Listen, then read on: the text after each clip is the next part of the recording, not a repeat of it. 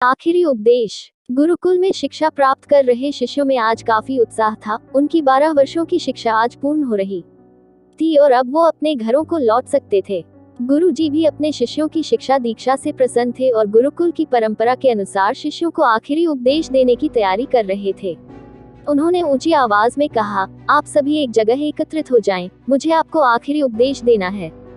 गुरु की आज्ञा का पालन करते हुए सभी शिष्य एक जगह एकत्रित हो गए। गुरुजी ने अपने हाथ में कुछ लकड़ी के खिलौने पकड़े हुए थे। उन्होंने शिष्यों को खिलौने दिखाते हुए कहा, आपको इन तीनों खिलौनों में अंतर ढूंढने हैं। सभी शिष्य ध्यानपूर्वक खिलौनों को देखने लगे। तीनों लकड़ी से बने बिल्कुल एक समान दिखने वाले गुड्डे थे।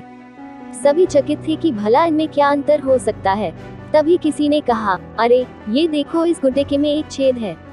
ये संकेत काफी था। जल्द ही शिष्यों ने पता लगा लिया और गुरुजी से बोले, गुरुजी, इन गुड्डों में बस इतना ही अंतर है कि एक के दोनों कान में छेद है, दूसरे के एक कान और एक मुंह में छेद है और तीसरे के सिर्फ एक कान में छेद है। गुरुजी बोले, बिल्कुल सही, और उन्होंने धातु का एक पतला तार देते हुए उसे कान के छेद में डालने के लिए कहा। शिष्यों ने वैसा ही किया। तार पहले गुड्डे के एक कान से होता हुआ दूसरे कान से निकल गया, दूसरे गुड्डे के कान से होते हुए मुंह से निकल गया और तीसरे के कान में घुसा पर कहीं से निकल नहीं पाया। तब गुरुजी ने शिष्यों से गुड्डे अपने हाथ में लेते हुए कहा, प्रिय शिष्यों, इन 3 गुड्डों की तरह ही आपके जीवन में 3 तरह के व्यक्ति आएंगे। पहला गुड्डा ऐसे व्यक्तियों को दर्शाता है जो आपकी बात एक कान से सुनकर दूसरे से निकाल देंगे। आप ऐसे लोगों से कभी अपनी समस्या साझा ना करें।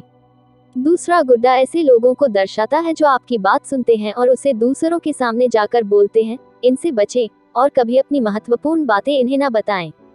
और तीसरा गुड्डा ऐसे लोगों का प्रतीक है जिन पर आप भरोसा कर सकते हैं और उनसे किसी भी तरह का विचार विमर्श कर सकते हैं, सलाह ले सकते हैं। यही वो लोग हैं जो आपकी ताकत है और इन्हें आपको कभी नहीं खोना चाहिए। उद्धरण चिन्ह।